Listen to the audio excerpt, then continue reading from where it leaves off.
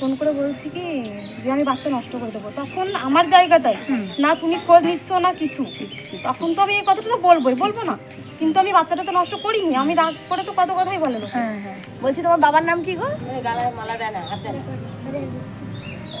Sorry, কি ব্যাপারী? দীপঙ্কর ব্যাপারী। দেখি এই লোকটাকে চেনো?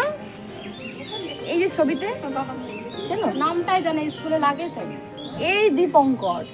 এই 1.5 বছরের মধ্যে ওরা কেউ এলো না? না, কোনো আসেনি, কেউ আসেনি, সবাই জানে না। দেখতেও আসে? আমার ছেলেকেও দেখতে আসেনি। আচ্ছা, বলছি এই বর ভালোবাসে? হ্যাঁ। এনার বাড়ি কোথায়? রানাঘাট। কোন জায়গা? রানাঘাট ধানতলা। ধানতলা। এনার নাম? প্রদীপ পরমাণু। ভিডিও আমি দেখেছি, ও বলে না। কোনো অসুবিধা নেই, আমার সাথে কথা বলছে না। তুমি আমি এসেছি, খুশি হয়েছো তো? যদি তোমার সমাধান করতে ইচ্ছা হয় তুমি আমাকে বলবে যে হ্যাঁ দিদি তুমি এগোও, তাহলে আমি এগোবো। বলো, আমার কাছে কিছু মিথ্যে বলবে না, যেটা আমি মিথ্যে বলবো না, মিথ্যে বলিও না, যেটা সত্যি সেটা বলবে। আমার সাথে যেটা হয়েছে আমাদের পাড়ায় সবাই জানে। আচ্ছা, সব ঠিক আছে, একদম আমি পাই টু পাই জিজ্ঞেস করবো, তুমি সব আমাকে একদম সুন্দর করে বলবে তোমার সাথে কি হয়েছে, তুমি কেন বাবার বাড়ি রয়েছো, কেন অন্যত্র বিয়ে করেছো? আমি বাবার বাড়িতে আছি, আমার ছেলে যখন 2 মাস পেটে। আচ্ছা, না বিয়ে তো আবার হয়েছিল, বিয়ে তো হয়েছে নাকি? আবার তো বিয়ে হয়েছে। সেটা ক বছর হয়েছে বিয়ে হয়েছে? 2 বছর। 2 বছর হয়েছে। ওই হাজবেন্ডের বাড়ি কোথায়? কোথায় বিয়ে হয়েছে? রান্নাঘাটে। উনি ভালোবাসেন? ভালো আছো তাই তো? ঠিক আছে। আচ্ছা, প্রথম থেকে শুরু করি, তোমার কোথায় বিয়ে হয়েছিল প্রথম? আসাননগরে দোকানের সামনে। আচ্ছা আচ্ছা, তো হচ্ছে তুমি কয় বছর ওখানে সংসার করলে? ওখানে আসাননগরে তো? হ্যাঁ, আমি বছর না, আমার ফাল্গুন মাসে 29 তারিখে বিয়ে হয়েছিল, বৈশাখ মাসে ছেলে পেটে এসছে, তারপরে জ্যৈষ্ঠ মাসে এখানে ষষ্ঠীতে এসেছিলাম আমি আর আমার বর। আচ্ছা, দিয়ে তখন ছেলেটা তো পেটে ছিল। আচ্ছা, মানে বিয়ের সাথে সাথেই পেটে চলে এসেছে? আচ্ছা, তখন শরীরটা খারাপ ছিল, মা আবার বলছিল যে আমার বরকে বলছিল যে ও থাক, আমি কদিন পরে এসে নিয়ে যাবো। তো আমার বর কি করতো, ও সকালে চলে যেত, আবার কাজ করে সন্ধ্যাবেলায় চলে আসতো, ঠিক আছে। এরপরে 1 সপ্তাহ আমি ছিলাম, থাকার পরে তখন বাড়ি যাচ্ছি, কদিন শরীরটা সুস্থ হলে তখন শাশুড়ি মাঠের থেকে বাড়ি আসছিল, ঠিক আছে, ঘরে তালা দেওয়া। দিয়ে ওই দীপঙ্কর আবার ঘর খুঁজছিল, মানে আমার বর, ও ঘর খুঁজছিল, আমার শাশুড়ি বলছে যে কোথায় এসছিস এখান থেকে যা, মানে তাড়িয়ে দিচ্ছে, বুঝলে। তারপরেও ওর মার সাথে ও ঝামেলা করেছিল, ঝামেলা করার পরে হচ্ছে কদিন ছিলাম, আমার বাবা এখানে দাঁড়িয়ে আছে, আমাদের জমি জায়গা আছে, উঠতে নিয়ে যেত, তখন আমার বাবাও বলবে পরোটা কিনে খেতে দিত না উনি। আচ্ছা, তুমি তোমারটা বলো, বাবার সাথে পরে কথা বলছি। পরোটা কিনে বাবা ওই দীপঙ্করের হাতে দিত, দীপঙ্কর আবার খেয়ে আসতো, আমার জন্য নিয়ে যেত। আচ্ছা, ওই করে কদিন চালিয়েছি, তারপরে বাবা মা ফোন করে বলছে যে ওইভাবে থাকতে পারবি না, চলে আয়। হ্যাঁ, চলে আয়। তখন আমি আর আমার বর চলে এসেছিলাম। আচ্ছা, আসার পরে কদিন ও তো শ্বশুরবাড়িতে আর থাকবে না, বললো যে কাজে যাবে। দিয়ে তখন আমাকে ডাক্তার দেখানোর জন্য কাজে চলে গেছে, ঠিক আছে। ডাক্তার দেখানোর জন্য 3000 টাকাও পাঠিয়েছে।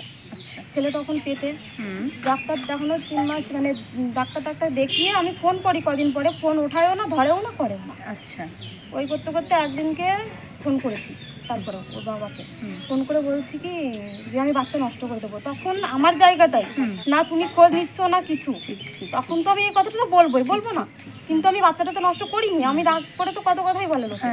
তখন ওরা কেস করেছে, আমার যখন 7 মাস ছেলেটা পেটে, যে আমি বাচ্চা নষ্ট করে দিয়েছি। আচ্ছা, নষ্ট করে দিয়েছি। আচ্ছা, দেওয়ার পরে তারপরে সবাই বললো না ও বাচ্চা নষ্ট করেনি, দিয়ে ওই পুলিশ, কোতোয়ালি থানার পুলিশ বললো মা তুমি উল্টে কেস করো, কেস হয়ে যাবে। আমি তখন বলেছিলাম না, কেস আমি করবো না, ছেলে হোক মেয়ে হোক হয়তো তখন ঠিক হয়ে যাবে। কিন্তু আমার ছেলে হলে পরে আমি প্রথম ওই বেডের থেকে আমি আমার শাশুড়িকে বরকে ফোন করেছি, কিন্তু কেউ ফোন ওঠায়নি। আচ্ছা, ফোন না ওঠালে আমার ভাই গেছিল, এই ভাই না ওই যে ওই ভাইটা, আচ্ছা, স্নান করে এসছে, আমার শাশুড়িকে বলতে গেছিল যে দিদি ছেলে হয়েছে। তারপরে আমি 3-4 দিন ছিলাম, যেদিন ছুটি হয়ে গাড়িতে উঠবো তখন দেখি আমার শাশুড়ি আর শ্বশুরমশাই গেছে।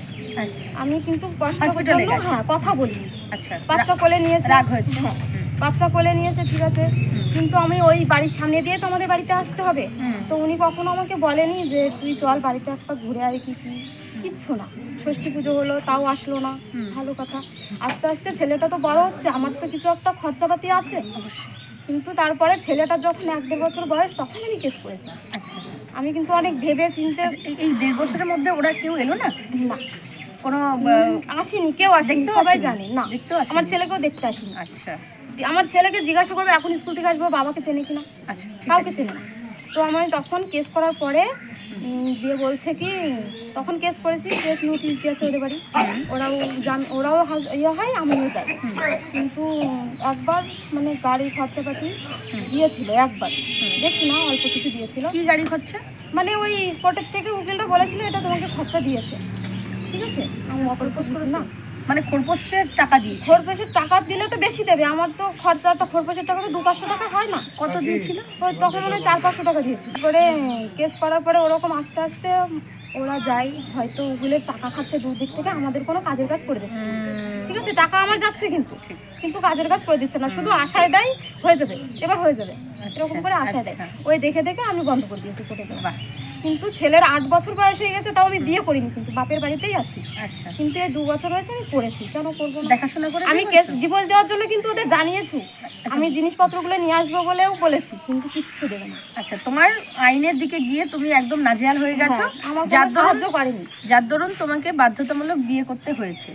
আচ্ছা, বলছি এই বর ভালোবাসে? হ্যাঁ। এনার বাড়ি কোথায়? রানাঘাট। কোন জায়গা? রানাঘাট ধানতলা। ধানতলা। এনার নাম? প্রদীপ পরামানিক। আচ্ছা, ইনি কি তোমার বাচ্চাকে মেনে নিয়েছে? হ্যাঁ। বাচ্চা বাবা ওকে বলেন? আচ্ছা, পরে আর বাচ্চা টাচ্চা হয়নি? না, আমার ওর একটা মেয়ে আছে। ওর একটা মেয়ে আছে, বাহ বাহ বাহ, ভালোবাসো তো? হুম। আচ্ছা, এবার হচ্ছে কথাটা হলো, তুমি তো এখানে এই সংসারে ভালো আছো, তোমার বাচ্চা রয়েছে। দেখো, বাচ্চাকে আমরা চাইবো না যাতে কোনোভাবে বঞ্চিত হয়ে যায়। তার বাবার সম্পত্তি, তার বাবার কিছু অ্যাসেট সে অবশ্যই পাবে, কেন পাবে না? আর তোমার বাচ্চাকে তার দিতে হবে। তুমি যখন আইনের দ্বারস্থ হয়েছো, আইন তোমাকে কিছু দেয়নি, আমরা তোমাকে নিরাশ করব না, আমরা তোমার পাশে দাঁড়িয়ে তোমার বাচ্চার যাতে একটা ভবিষ্যৎ হয় সেই চেষ্টা করব। তুমি যেহেতু বিয়ে করেছো, তাই তোমার কথা আমি বলছি না। আমি তো আমার কথা নিয়ে ভাবছি না, আমি যে বিয়েটা করেছি কিন্তু তাও আমার ছেলের জন্য। আচ্ছা ঠিক আছে, এবার যে জন্য তোমার কাছে আসা, তোমার ছেলে, আমরা অনুরোধ করবো ওদের কাছে যে ওরা যদি সুস্থ সমাধান চায় তাহলে তোমার ছেলের একটা ভবিষ্যৎ করে দিয়ে তোমার সাথে ডিভোর্স এবং কেস কামাই তুলে নিই, ডিভোর্স আমি করবো, ঠিক আছে? তো সেই জন্য এসছি তোমার কাছে, নট ঝগড়া, কোনো ঝগড়া নেই, কোনো অশান্তি নেই। তোমার কাছে আসা একটাই কারণ, সেটা হলো তোমার বাচ্চার একটা ভবিষ্যৎ তারা করে দেবে এবং তুমি কেস তুলে নেবে এবং তুমি ডিভোর্স করবে। আচ্ছা ঠিক আছে, আমার যেগুলো সোনা দানা খাট ফাট, দেখো, সোনার কথা আমি বলতে পারবো না, প্লিজ, আমি সব ক্ষেত্রে সব করব, সোনা আমি দেখিনি। আচ্ছা, আমার কথা শোনো, কেস তুলছি না, আমার কথা শোনো, তোমার সোনা কত ছিল, সোনা কত ছিল না ছিল, সোনা দিয়েছো কি না দিয়েছো, আমি তখন ছিলাম না, আমি চোখে যেটা দেখতে পাবো যে এটা তোমার, তুমি আঙুল দিয়ে দেখবে এটা তোমার না, মানে আমি যখন কেসটা করেছি আমার সব আছে ওখানে, আমাকে দিয়েছিল। আচ্ছা শোনো, লিখিত আছে, আমরা তাকে অনুরোধ করব, তাদের কাছে অনুরোধ করব, তারা যদি বলে যে হ্যাঁ এইটুকু আছে, আমরা অনুরোধ করব যে আপনার ছেলেকে আমরা বাঁচাতে এসেছি, ওই মেয়েটাকে আমরা বাঁচাতে এসেছি, যদি কিছু থাকে আপনি দিয়ে দেন। আর তুমি আঙুল দিয়ে যেটা যেটা দেখাবে, যেটা দেখা জিনিস চোখে দেখা যায় যে এটা তোমার, এটা তোমার, এটা তোমার, এটা আমরা তোমাকে বুঝে দেব, বুঝতে পেরেছো? কিন্তু তুমি সোনাদানার কথা বলবে, সোনাদানা তো চোখে দেখা যায় না বাবু, তাই না? আপনারা দিলেন, তারা নিল, তারা নিল, আপনারা দিলেন, কিন্তু এখানে তো দেওয়া নেওয়া হয়ে গেছে। আপনারা বুঝবেন, ওই জিনিসটার সময় আমরা দেখতেও পাবো না। সোনাদানা আপনারা দেখতে পাবেন? নিশ্চয়ই পাবেন না। সেই ক্ষেত্রে সোনাদানার বিষয়টা আমরা জাস্ট অনুরোধ করতে পারি, আমরা অনুরোধ করতে পারি যে ওর যা সোনাদানা আছে আপনাদের কাছে যেটা আছে আপনারা দিয়ে দিন, ঠিক আছে? বসিয়ে কথা বলে, আমি না ভিডিও আমি দেখেছি, ও বলে লাভ নেই, কোনো অসুবিধা নেই, আমার সাথে কথা বলছে না ও? ওনার সাথে কথা বলে। তুমি, আমি এসছি, খুশি হচ্ছ তো? হ্যাঁ, আমি যেখানে যাই, আমার দিদিরা যেখানে যাই, একটা সুরাহা হয়। আপনারা সকলে আমাদের ভিডিও দেখবেন, দেখবেন একটা ব্যবস্থা আমরা করে দিই, যার ঘর ছাড়া হয় তাকে ঘর বসিয়ে দিই, যে নির্দয়া দয়াহীন তার দয়া আসে, অনেক সমস্যার সমাধান আমরা করি। আজকে ওর কাছে এসেছি, নিরাশ করব না, যেহেতু একটা বাচ্চা আছে, অবশ্যই বাচ্চার ভবিষ্যৎ ওকে করে দিতে হবে, কিন্তু তুমি নির্দ্বিধায় আমাকে আঙুল দিয়ে দেখাবে এই জিনিসগুলো আমার, আমি সেগুলো তোমাকে পাইয়ে দেবো।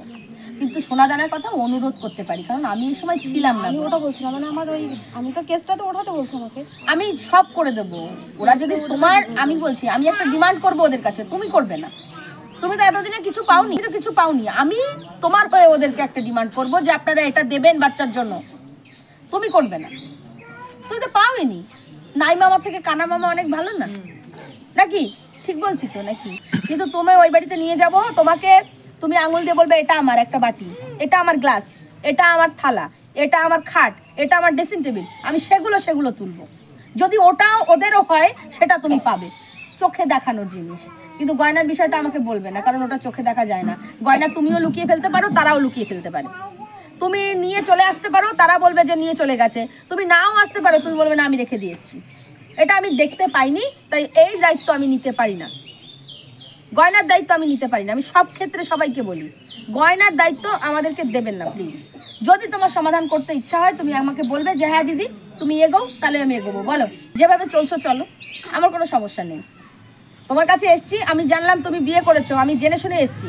আমার ইনভেস্টিগেশন হয়, তারপরে আমি এখানে আসি। তুমি যে বিয়ে করেছো, তুমি কোথায় বিয়ে করেছো, তুমি কাকে বিয়ে করেছো, সব জানার পরে আমি এখানে এসছি। তুমি যে এই বাড়িতে আছো সেটা জানার পরে এসছি, নাহলে তোমার সাথে দেখা হবে কী করে? আমি সব জেনে শুনেই আসি। তুমি তো শ্বশুর বাড়িতে থাকো, তুমি এখানে রয়েছো, আমি জানি তাই এসছি, তোমার সাথে কথা বলতে এসছি। না জেনে তো আমি এগুলো করতে পারি না। তোমার বাবা কি বলতো তোমার মা বাবার কাছে আসলে? তারা তো তোমাদের সিদ্ধান্ত জানাতে পারে না। তারা বয়স হয়ে গেছে, তোমাকে বিয়ে দিয়েছে, তুমি আবার অন্য জায়গায় বিয়ে করেছো, কিন্তু তুমি সেটা ভুল করেছো। তোমার ডিভোর্স করার দরকার ছিল। অনেক চেষ্টা করেছি, একটা ডিভোর্স ফাইল করে দিলেই ডিভোর্স হয়ে যেত। এগুলো আমার খুব ঘুরিয়েছে, টাকা খাওয়ার মতো খেয়েছে, কিন্তু আমার কাজের কাজ করে দেয়নি। 8 বছর আমি ঘুরেছি, কিন্তু না, কথাটা তুমি তো বিয়ে করবে তার আগে তুমি জানতে পারছো যে তুমি বিয়ে করছো, তার আগে তোমাকে ডিভোর্স ফাইলটা করে দিতে হতো। আমি তো বিয়ের আগের জন্যই তো বলছি, বিয়ে করবো বলেই তো ওই বাড়িতে ঘুরেছি। ফাইলটা করোনি না? ডিভোর্স ফাইলটা হয়নি? চাপ নেই। তুমি কি সমাধানে আসতে চাও? আসতে চাও কি? ঠিক আছে, ফোন করো তো। এখন কিন্তু তুমি চুপ করবে। এখন যাদের কথা শুনবো আমি, তাদের কথা শুনবো। এখানে নট ঝগড়া, কোনো ঝগড়া করতে আসিনি। তোমার কথা আমি সব শুনেছি, এবার তাদের মুখ থেকে তোমার অন্যায় শুনবো। হ্যাঁ আচ্ছা, আমার অন্যায় তুমি কিন্তু চুপ। এটা সামনাসামনি হলে ভালো হয়। সামনাসামনি তো। হ্যালো, আসবে, আসুন ভেতরে। ঠিক আছে, তুমি চুপ করে থাকবে। আমাকে চেনো? আমি তোমার মাসিমণি হই, চিনতে পারোনি? এমা দেখবে এখন তোমাদের বাড়ি কতবার আসি। মাসিমণি তো বলছি। তোমার বাবার নাম কি গো? সরি, কি ব্যাপারী? দীপঙ্কর ব্যাপারী। দেখি এই লোকটাকে চেনো? এই যে ছবিতে চেনো? নামটাই জানে, স্কুলে লাগে তাই। এই লোকটাকে চেনো না? এই দীপঙ্কর, এর নামই দীপঙ্কর ব্যাপারী। মানে এ তোমার কি হয়? মানে কি হয়? মানে কি হয়? হ্যাঁ, এ বুঝতে পেরে গেছে। ঠিক আছে, তুমি খাওয়া দাওয়া করো, তারপর আমার সাথে কথা বলবে। হ্যাঁ না দিদি, ঠিক আছে, যাও খাওয়া দাওয়া করে নাও।